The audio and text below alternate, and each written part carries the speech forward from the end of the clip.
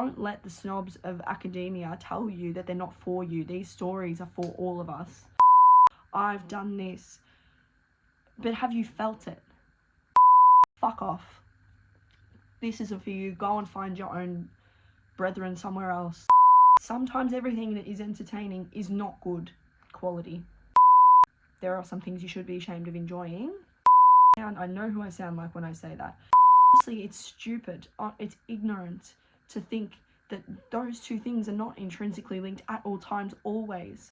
They ban books for this reason. I wrote this last night, actually, and I'm gonna read out what I said. If your existence has ever been up for debate, your life is inherently political. And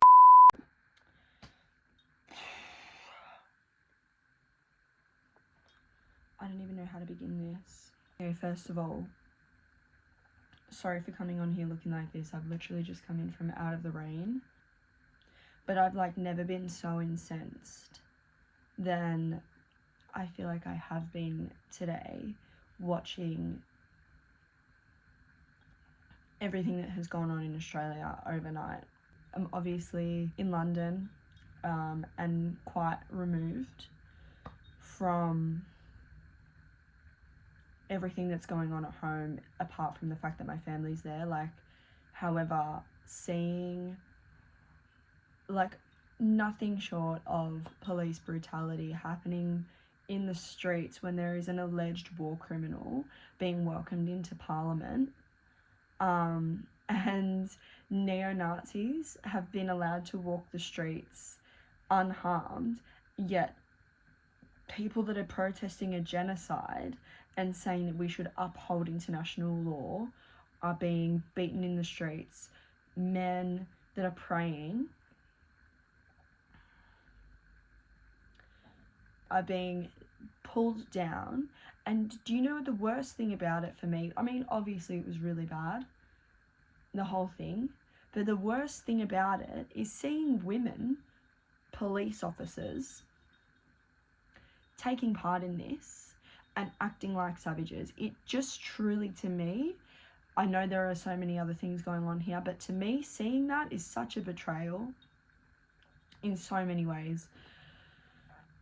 But I don't know. I wrote something on my way home today, and I'm gonna speak to it right now because it makes me so emotional knowing that my family are immigrants, like be it that I am a second generation Australian, but today I've felt very ashamed. Like, there have been many times that I feel ashamed to be Australian, and today honestly might be up there with the peak of all the times that I have felt ashamed.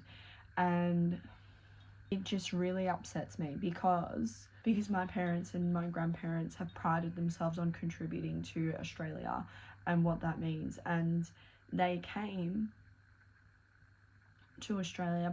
My family, my ancestors risked their lives to get on boats and come to Australia after a war ravaged their countries, where white supremacists and Nazis walked through the streets and murdered people willy-nilly because of the colour of their hair, because of the colour of their skin, because of their religion, because they were disabled, because they were gay, everything because they disagreed. And this is what is so, like, this is what is like fucking me up so much. Sorry, my parents, if you watch this, but this is what's fucking me up so much, because the thing is like, we survived, our family survived persecution. You know, not everybody that was affected by the Second World War was Jewish, and I'm not gonna sit here and be like, poor us, there's not the suffering Olympics, but people suffered for a multitude of reasons, and we were displaced and forced to leave because there was nothing left to build. And people died for their political beliefs, people died for their skin tone, people died for their religion, people died for existing. And to see police behaving in such a way in a country that upholds itself as a free, it makes me actually, it revolts me that Australia as a society can sit there and say, it's the land of a fair go. We welcome everyone. The literal, like,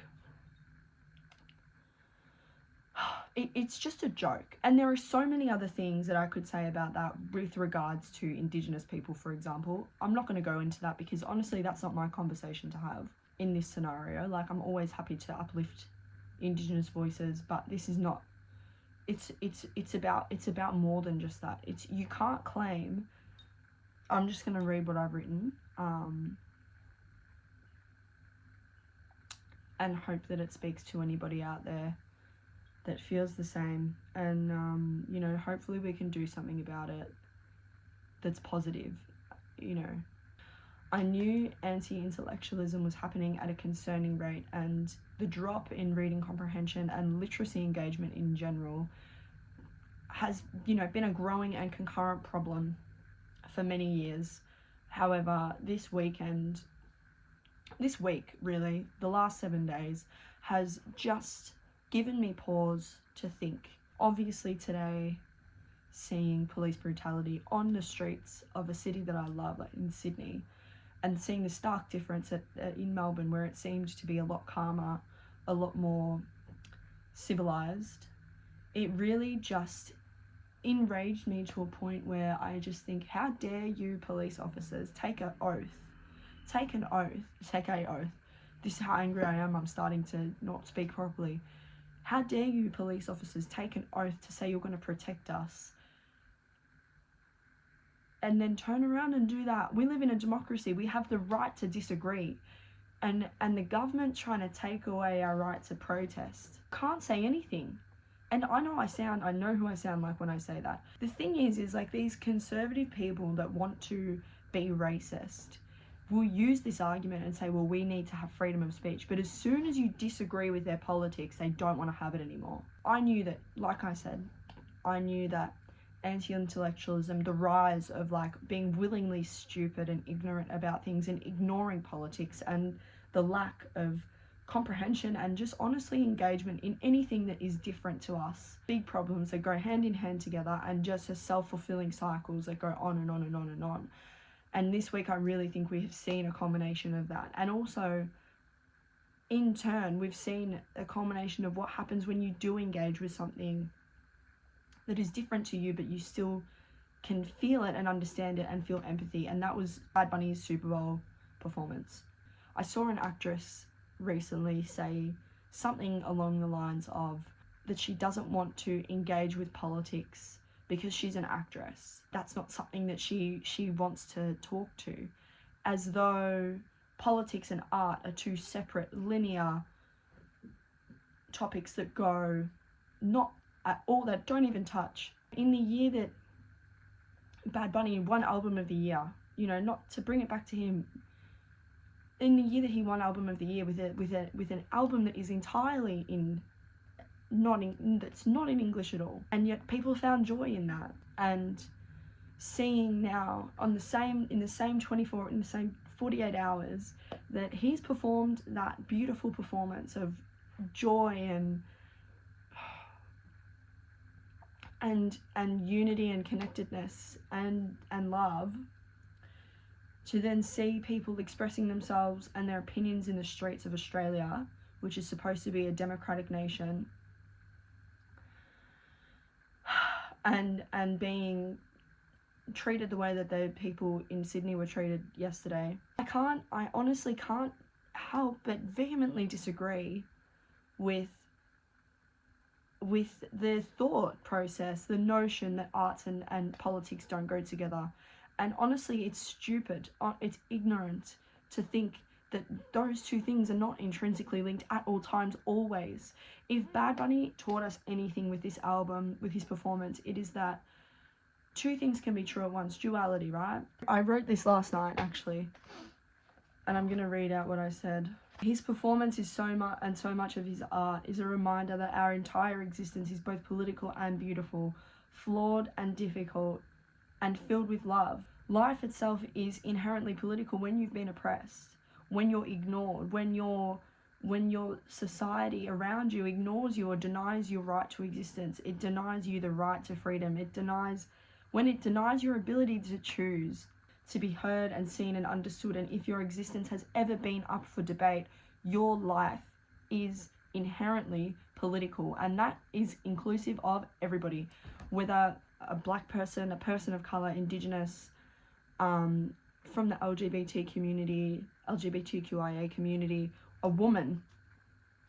Your existence has been up for debate recently, in the last not even in the last century, in the last 50 years. It's inherently political. Everything that we do is political. Our joy is political. It's an act of rebellion. It is an act of active revolution to feel joy in a society that actively that purposefully puts you down and tries to remove it from you. You know, and in his performance, Bad Bunny said, what did he say? He said, bailar sin miedo, ama sin miedo, dance without fear, love without fear. And I think that is just so huge, because not only is he saying, you know, be silly, dance without the fear of looking silly, but it's more than that. It is dance and feel joy while doing it. Dance without fear of being pointed at and laughed at and jeered at. Dance without fear of someone making fun of your culture. Dance without the fear of being killed. Like, this is the choice that we are being given, is love other people without fear of being persecuted, and love, even if you will be, love anyway. That is basically what it is. That's what he's saying. Like, even if you are going to be punished and suffer for it, do it anyway, because doing it is, like, they can't take away from, like, the big other, they cannot take away something from us that doesn't belong to them. Inherently in their soul, it doesn't belong to them. Our joy as people does not belong to those that want to oppress us. And in a year, he's won Benito, if we're on first name basis now, won Album of the Year. And at that ceremony, that was probably the biggest thing that he's won to date, reportedly had to wear a bulletproof vest underneath his suit, and he didn't have any of his family there because of ICE. And I can't explain to you I can't explain to you the emotion that I felt, and I'm sure many other people felt, when he started to cry and he was by himself. I cannot even imagine doing something like that, like achieving something so great with something that is so meaningful to me and not being able to celebrate it with someone in my family. In saying all that, it is obvious and clear that our existence and politics and art are all intrinsically linked with each other. I feel this huge amount of rage towards people who want to deny political expression through the arts and through sport and through any area of life, as if those things haven't always been linked. Like I said before, the arts, politics, and people who have been oppressed forever, whether you have been traditionally ignored by society, through the patriarchy, through sexism, through white supremacy, or any form of the isms, the arts has been there for us to express ourselves through, and to be free of the constraints of these people. That is, you know, and the reason is they ban books for this reason. They ban books because they ban music, they ban art from being shown to people because it's inherently political.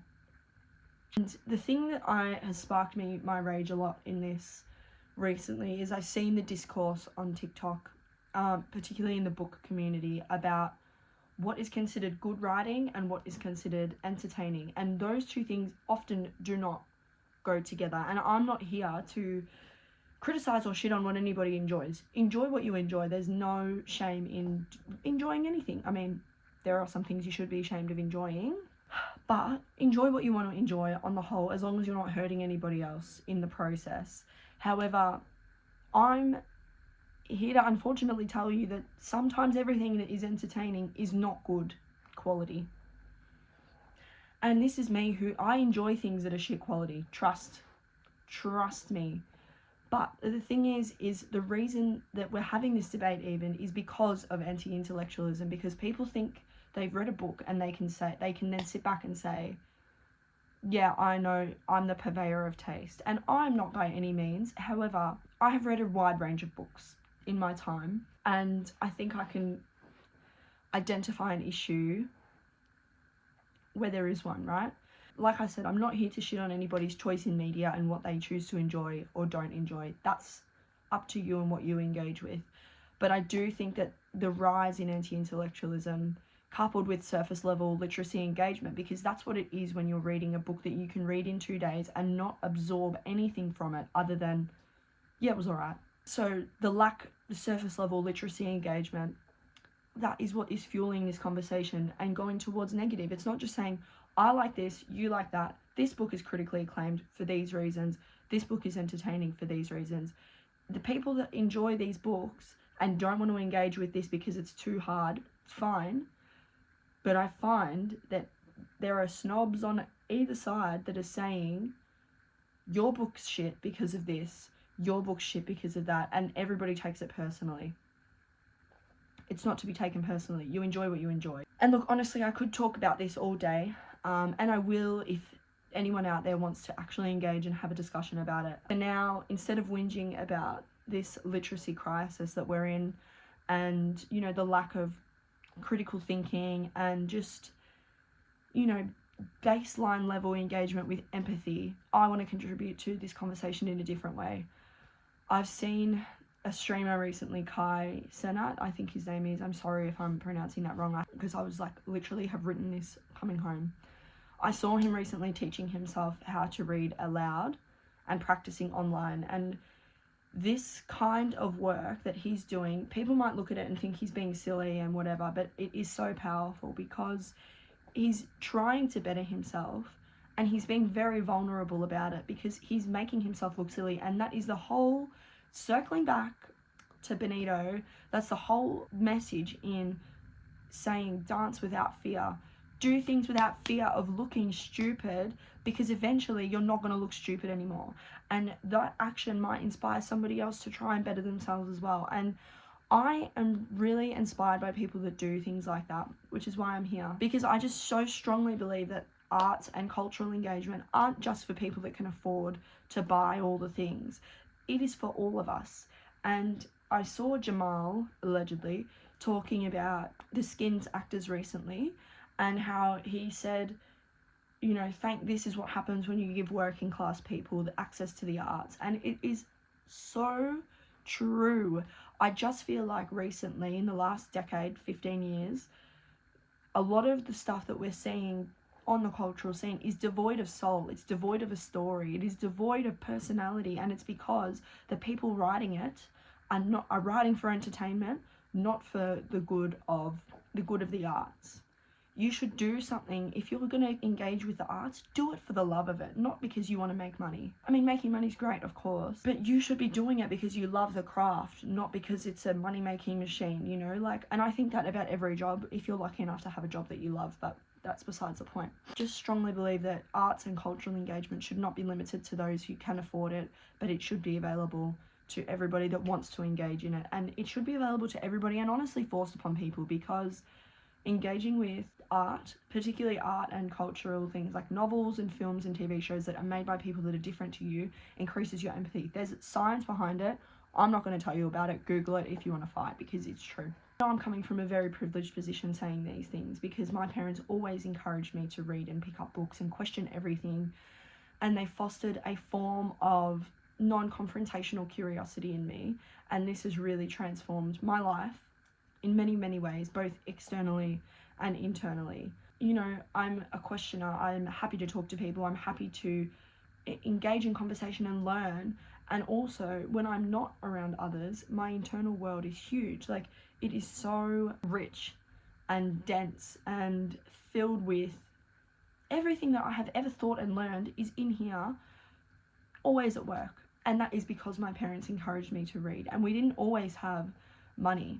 But I've been lucky enough to be a student and a consumer of Western literature and books for at least 80% of my life. And I have studied particularly English literature, through high school and into university, and film in university. I took film electives throughout my undergrad, and you know, now I'm a journalist and a writer, and all of those things have informed who I am today. Books have always particularly been a huge part of my life, even when it wasn't considered cool to read, because when I was in high school / primary school, a lot of the time it was not. I always was reading something, or I was always at the library, because that was just who I am and who I was, and I always knew that, and I was so strong in that. The one thing I've noticed the most about this entire literacy crisis that we're going through is that people don't have strong attention spans anymore, and that honestly is not through anyone's fault other than the big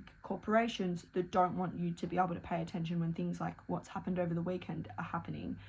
And look, my attention span's not fantastic either, but what it means is that we aren't engaging with things the way that they're supposed to be engaged with. We're absorbing these things in condensed AI-driven summaries of books that were meant to be devoured in their entirety, not just skim read. And that's fine for the most part, but so many books and films and masterpieces and music and dance routines and life in general was made to contain lessons and beauty and pictures of life inside them that go unseen when you're skim reading and consuming things for the sake of saying that you've consumed it or watched it and seen it and been there and done that, or I've done this.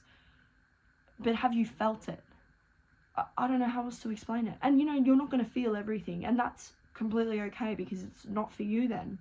But there are so many things that are out there that you could experience and feel transcendent because of them. That skim reading something versus understanding it and letting it move you, they're two completely different things. So in that vein, I'm going to take the tiny bit of expertise I already have, and because I want to increase my own attention span and mind and heart, I want to share that journey, I guess, with whoever wants to come along with me. I don't even know, but the only thing that I know how to do is share and talk, and so I thought I am going to start my own little book club. If not me, who? If not now, when? Like I said, the last 48 hours / week has just been honestly traumatic. Like watching people get beaten in the streets in America because of ICE, seeing all of the disgusting comments from the Epstein files and Trump and that photo of the Obamas. Then seeing, you know, Bad Bunny do his beautiful performance, win the Grammy, and then come and deliver with that absolutely stunning display of music, art, culture, and hope, with love being at the center of all that. And then juxtapositioning that with seeing what has happened in Australia over the last 48 hours. And all I have to say is I could not strongly agree more with the sentiment that the only thing stronger than hate is love. And I think that the best way for me to share that right now through starting this little book club called Read Between the Lines. That's what I've happy to put that on the drawing board for whatever we can brainstorm that name. But basically what I want to do is start with classics that people might feel too scared to read by themselves or think that they're too silly to read. These things are there to be consumed, and you know, working class people have been reading books like this for centuries. And don't let the snobs of academia tell you that they're not for you. These stories are for all of us. I'm going to read the books and then I'm going to talk about it. And if anyone watches this and enjoys it, I'm happy to take recommendations. And if you're reading long, which I would love more than anything else, I want to discuss with you guys, because there are things that I'm going to see that you might not see, and there are things that you guys will read that I won't see. So I want to discuss it all and share it with each other and really come back to community and love and exist in this world that Bad Bunny wants to create. I want to take part in that. I want to be part of that world, not part of the world where police are in the streets bashing people for praying. That's not an Australia I want to be part of. That's not a world I want to be part of. And if there are all the little gremlins that believe in white supremacy out there that think that I'm being hateful and un-Australian, fuck off. This isn't for you. Go and find your own brethren somewhere else. This isn't for you. The announcement, I guess. I don't even know, it's just made me so upset that I just can't sit back and do nothing anymore. And I hope that anyone watching this will feel the same way and feel encouraged to pick up a book that they probably would never normally pick up, and just give it a go and listen, and we can all talk about it together. Like, there are words, I've started reading the first book that I want to do this for. I'll do another episode on that next. I'll do new words at the end of the videos that I didn't understand, and then you guys can drop your new words as well, because I think it's just like, this is what we should be doing. We should be collectively learning with each other. The oldest form of storytelling is oral storytelling, and you know, I can read a book and then talk about it with you, and that is really just, you know, sparking up the memories of our ancestors who used to sit around a fire and tell stories. That's what's happened in every single culture from the beginning of time. We've sat around and told each other stories, and I think we need more of that. I've talked until I'm like hoarse in the throat because of this. This just means so much to me at this point, and I'm so sick of seeing the people that know nothing talking so much, and then people like me sitting back and saying, I don't know enough, so I'm not going to say anything. I don't know enough. I'm never going to know enough, but I know a little, and I'm sick of seeing fuckwits talk and get given airtime and filling it with hateful ideas. I'm sick of it.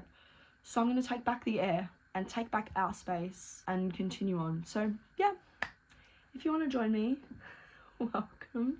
I'm going through every range of emotions today. But if you have a book that you read in high school, for example, that you didn't understand or hated because of the way that it was taught, please suggest it to me. I'm happy to go through it if you like the way that I'm going through it. And honestly, like, I'm not going to explore these books in a linear, structured way. Like, I'm going to look at it for what it is, and that is for everything.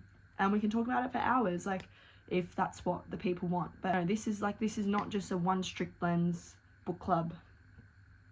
This is telling the short stories long book club. I want to go wherever my mind takes me, and wherever you guys spark it to go. And if you want to make your own videos, do it, please, because honestly at this point people are just talking to talk and not offering anything. And I hope that this offers somebody something with the semblance of what Bad Bunny gave us on Sunday, and that was hope. Hope that this world can be better, and that we can be better, and we can't be better by sitting around saying we wish we could be. We have to be better through action. So this is my action. I've made it this far along. Thank you so much. I really appreciate you listening to me ramble, because I'm very emotional about this, obviously. Episode 1 with the book reveal will be this week. This is a rain-drenched Gemma signing off. Hopefully I see you in the next one. If not, that's fine. If yes, I'll see you then. Have a beautiful day wherever you are. Please don't lose hope. If you feel ashamed, it's good. Use it for something good. That's it.